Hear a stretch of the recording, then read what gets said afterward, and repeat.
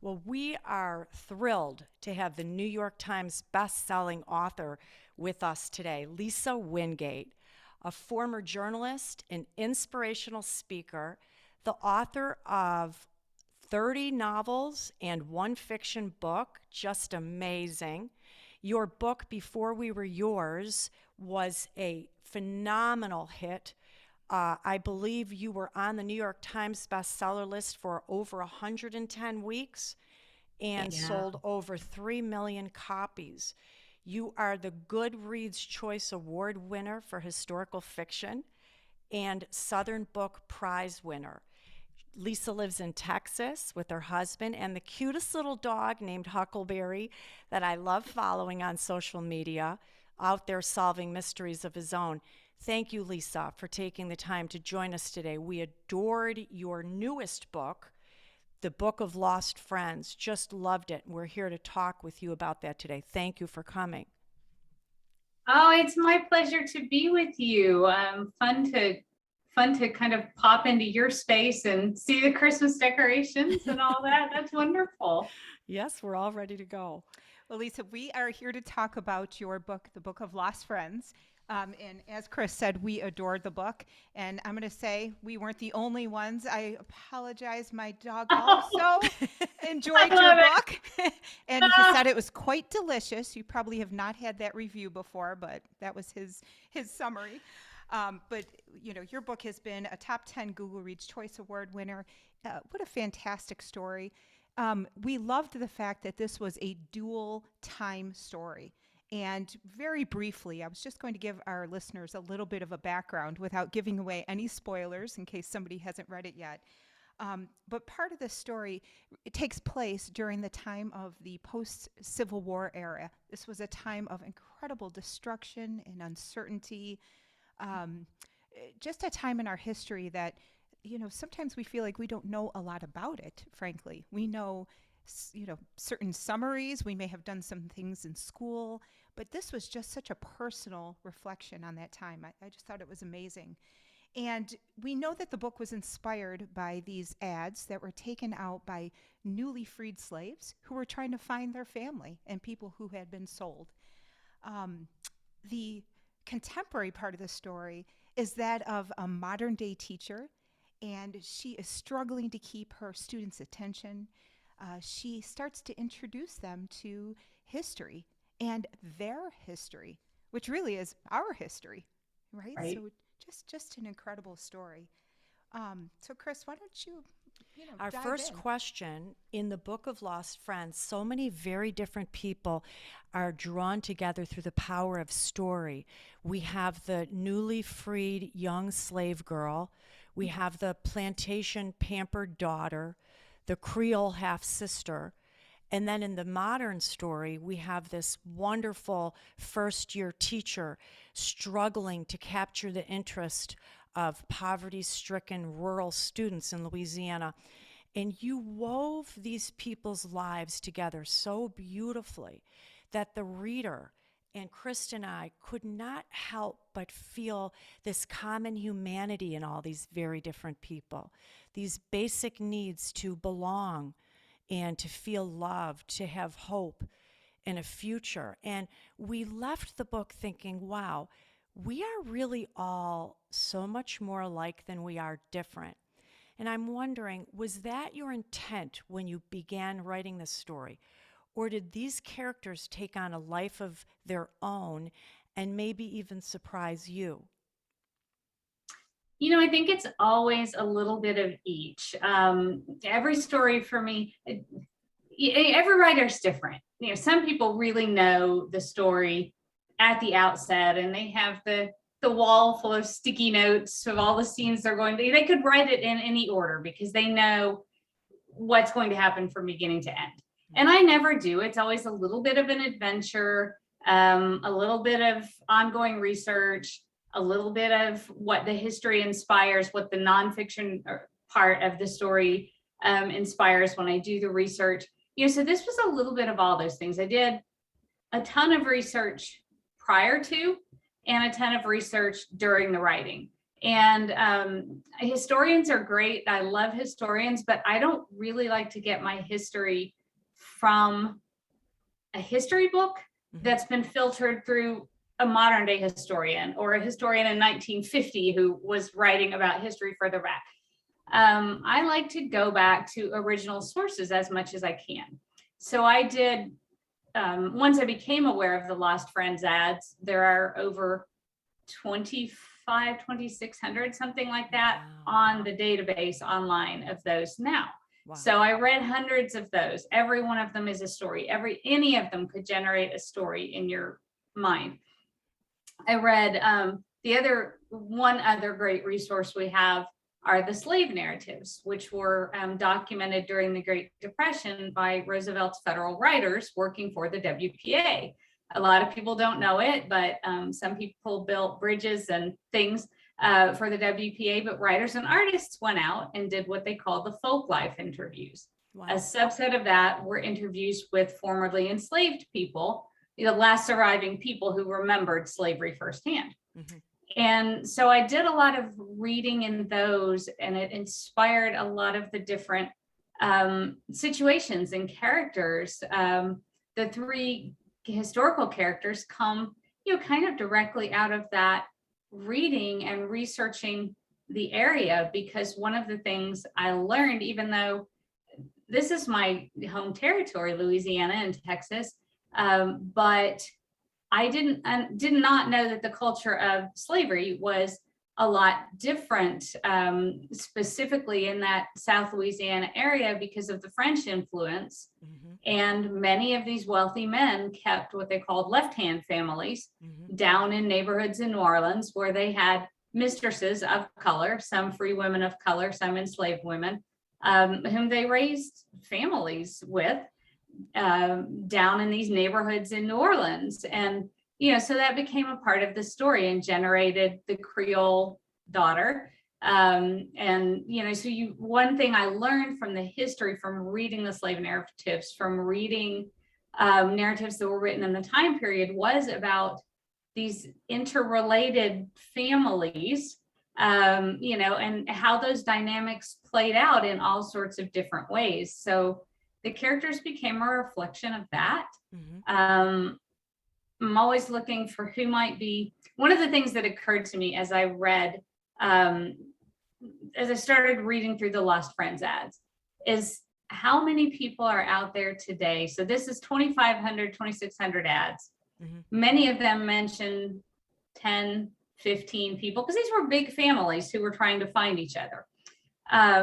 So that's thousands of people in the original ads. We're several generations down the line. How many people are out there today who do not even know that a little rectangle of their history exists still in these Lost Friends ads? So hence the modern, who in the modern generation might be affected by these stories. It was beautiful the way that you wove the past to present day, including just the sight of the graveyards and the students' interest in these people's lives that lived in the same land that they lived in, and then discovering little parts of themselves. We just absolutely adored that you were able to intertwine those all together very much. Yeah, absolutely. As we see in the Book of Lost Friends, family histories can be complicated and messy and sometimes downright ugly. And that's a big theme that emerged from your novel. I think people spend a lot of time outrunning their family or even avoiding their family history.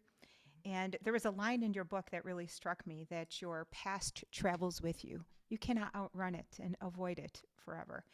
And I wanted to ask you a little bit about, why do you think it's important to be able to not confront, but at least come to terms with a family history, even when it is ugly or complicated or messy? I think you can't understand yourself until you understand your history. You can't understand where you are until you know where you've been. You can't understand a community until you can understand its history. And, that's why when you come new into a community, you you don't really know it. You don't understand it the way people do who maybe have been there for generations. We moved into a community years ago, and when my kids were little, and I didn't understand, there was just sort of a lingering, some people didn't have much to do with each other, and I didn't know why that was. And finally, a man told me that back in the 70s, he opened a store there, and the town was Germans and Norwegians, who did not tend to mix, as it turns out. And, he said he opened a store, and he was German. And he said the Norwegians ran him out of business because they wouldn't do business with him. Wow. And that's back in the 70s. So that's not that long ago. But that wasn't something I could have understood because I didn't know the history of the place. I didn't really know what the dynamic was that I felt but didn't understand between people. And, it's the same in families and in life. I mean, we need to understand and acknowledge what has created where we are today if we're to deal with it well. Everybody is a product, every family, every modern generation is a product of everything that came before. And if we understand it, you can't understand somebody until you understand their story. And if you don't understand their story, you just tend to pick apart all the ways they're not like you. But there are reasons why people are the way they are. There are reasons why they feel the way they are. And if you take time to understand it, you look at people in a different way, and you aren't so quick to think, why isn't this person like me? Well, there are reasons for that. And so, I think that's why we need to understand the history so we can deal with it properly rather than just looking at it and making stereotypes and being and living that way. Yeah, I saw where some of your characters were trying to grapple with that family history and make sense of it. And do you have any suggestions on how people can do that in their own lives? I mean, one thing you mentioned, I thought this was really good, is maybe approaching it with empathy, looking at what those people were experiencing at the time they were experiencing it. And I was just wondering if you had any thoughts on that. Yeah, definitely. That my very first book was a book called Tending Roses. And while it's fiction, my family will have you know, we are not as neurotic as the people in the book. But the grandmother in it is really my grandmother. And the stories the grandmother kind of writes in this little journal in the book and leaves for her granddaughter are stories that poured out of my grandmother when she came to stay with me and my first son when he was tiny. So he was the first baby, the first great grandbaby, first grandbaby. He was the numero uno primo of the family. And when my grandmother came to stay with me, these stories of her early life poured out of her. And they were things I had never heard. They were stories she had buried, stories she was ashamed of, stories she'd never told. I didn't know that. I mean, I loved my grandmother, but I didn't like her very much. I thought she was just, fussy and grouchy and liked to tell us how spoiled we were and how easy we had it and all that sort of thing.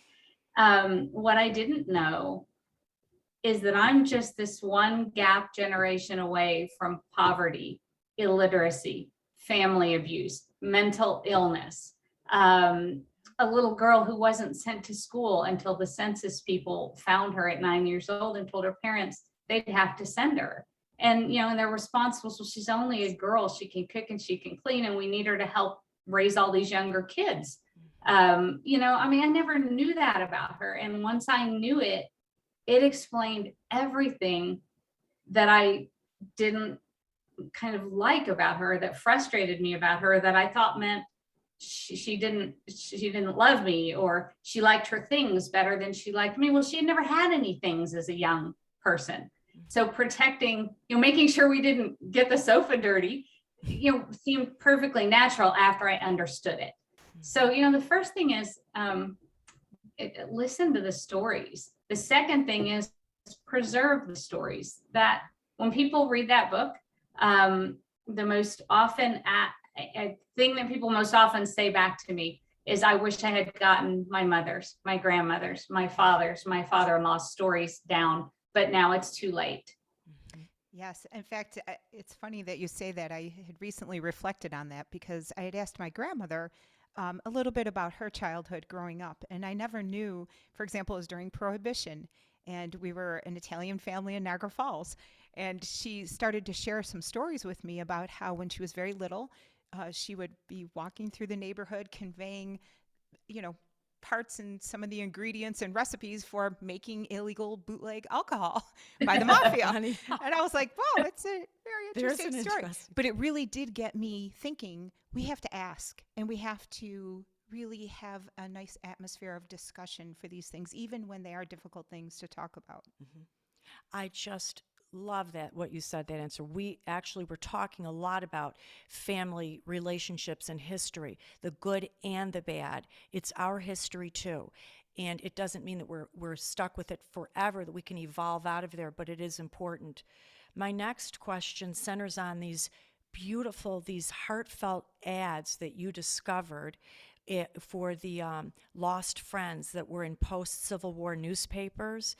And every chapter, every time I read of a different family, and like you said, there could be 10 or 12 that were missing, it just broke my heart over and over again. And it reminded me a lot of war. The same thing happened after World War II. People were missing. They didn't know if they were dead or alive. And it also reminded me of Lower Manhattan after 9/11, where people were looking for their loved ones. Are they dead or are they alive? I came out of the book feeling that relationships are so important. This desire to know where you came from, but also to know that you belong somewhere. And when you started this writing, did this evolve into something more than you first anticipated with the storyline? Did it grow on its own, or were you sort of predicting this from the onset? That was, every story for me starts with a spark, and I don't know what the spark will be, but when I hear it, I know it, because it's something that just, like blows my mind wide open. And I think there's something very universal about that piece of history or that person's story. And, when that was actually one of my first thoughts when a reader introduced me to the Lost Friends ads, after she had read Before We Were Yours. And she was volunteering for a museum entering the ads. That's how she knew about them. So she introduced me to them, sent me some in an email. And when I started to read them, my first thought was, just blew my mind open. I thought, why have I never heard of this? Why don't they teach us this in school? Why didn't I know these existed? And then I thought, why haven't I ever thought about all these families who were separated during slavery and all these kids who were underaged when slavery ends? Why haven't I ever thought about what happened to all these kids who were underage, separated from any blood relatives, growing up, miles and states away? Why haven't I ever thought about what happened to them and how they made out? And how, well, of course it was the most important thing for these families to reunite. Whenever there's a tragedy or an upheaval in our lives, or COVID, what do we want now? Just to get together with our people, right? It's the most natural thing in the world. But when I heard about it, I thought, hey, why in the world have I never thought about this? So to me, that was probably the most universal underlying theme of these families' experience. That, of course, people everywhere in any situation want the same basic things we want. And one of those basic things we treasure and need is our tribe, right? Our people. And so, it's the most natural thing in the world. And I think we forget it's the most natural thing in the world for other people too. Absolutely. Wonderful. I know we're almost at the end of our time. If it's okay, we've got just another question for you, if Sure, that's all right. sure. One of the themes that we have really enjoyed talking about that emerged from the Book of Lost Friends is this idea of identity. And, identity is so significant, especially in our culture and time right now. We all carry multiple identities. I'm a professor, a mother, an Italian American. I mean, I could go on and on. But a lot of times I think people sometimes lock into one identity over all others, and sometimes that can get a little confusing. And that idea was very present in my mind as I was reading the book, because we had people here who were bumping up against others who didn't share that identity, and then they would interact with people who did, and they may not have the exact result that they were looking for in terms of an instant connection, for example. And I was just wondering if you could comment on a little bit of that. Yeah, I think that is one of, it's one of the things we're definitely talking about, right? In these days, as we talk about, Instagram and social media and all these things, all these, how that's affecting young people. And it's always been a little bit of a thing that people kind of form their public identity. But now that public identity is so public with social media. And it's I think people almost get lost in that, and you can have a whole life that is not exactly real anymore. And that's so different from the way I grew up. When I grew up, people kind of knew about each other. You knew the people in the stores where you shopped. You knew the guy, the man, Bill, the Texaco man who pumped our gas was like my first crush. I just knew I was going to grow up and marry Bill, the Texaco man. But you kind of couldn't hide yourself so well and develop a whole persona identity that you were living under, and then become kind of confused about who you were, because everybody knew your business a little bit. And, now that we have, life is not so much that way. And I don't think it's healthy for us. I mean, I think we need to be able to, every story that you write is really starts out with a person who's not, for some reason, able to live authentically, to really live out loud. The inner person and the outer person match, the inner life and the outer life match. And it's a story of getting from here to there, to where you can live out loud, be authentic, live in a way that feels authentic to you. And, that I think is what what we need as people. I think modern life is making it harder for us to get there. Absolutely. So very true. I know we don't see much of our neighbors. And now when my doorbell rings, we say, wait a minute, who could possibly be at the door? Not like years ago, oh, someone's here, come on in, have a coffee. We have changed drastically. And I want to hopefully believe that the pendulum swings, and that maybe we're turning this way, and that we'll come back to more personal relationships again. This is my hope. But what's next on the radar for you? What are you researching or thinking about? Or could you give us any clues about what you might be possibly writing next? Yeah, I'm working on another dual time story. One thing I did learn a little bit the hard way was that when you fall in love with a piece of history and you're writing about it and it's true, you need to keep it under your hat while you're writing. I had the Pack Horse Librarians in my idea drawer from probably 10 years ago. I'm going to write about that someday. And, and now that ship has sailed, right? Because there's been 2 or 3 books about the Pack Horse Librarians. So, the real pieces. But anyway, I'm working on a piece of turn of the century history that's just really fascinating. It's another one of those things that I didn't know about. I should have known about it because it's kind of my part of the country, but I'd never heard of it. You just wonder how these big pieces of history get buried over a few generations, and then nobody knows about it anymore. And, this one, I've even had to work fairly hard to get the research on it, but it was a huge piece of history that affected thousands and thousands of people. So, I'm kind of halfway through taking a little time off over Christmas, and then I'll get back at it. Wonderful. That's the beautiful thing about historical fiction, is that you're uncovering these little treasures, but you have a wonderful voice in retelling them to us in the modern day so that we can relate to it. And thank you for that voice. Thank you for being that voice. Thank you. Oh gosh, and it's my pleasure. And thanks for what you're doing, because we're talking about community, and I always think what's one of the few places we still do community these days? Books, book clubs, libraries, which is just more evidence that we need it. Thank goodness for stories, because they still pull us together. Absolutely. I agree. You have a wonderful new year, and thank you so much for being with us Thanks today. so much, We've Lisa. enjoyed every minute. Pleasure talking Oh, to you. it was a pleasure. It was a pleasure. Good to get to know you a little bit. Happy New Year. You too. Bye. Bye. Bye-bye.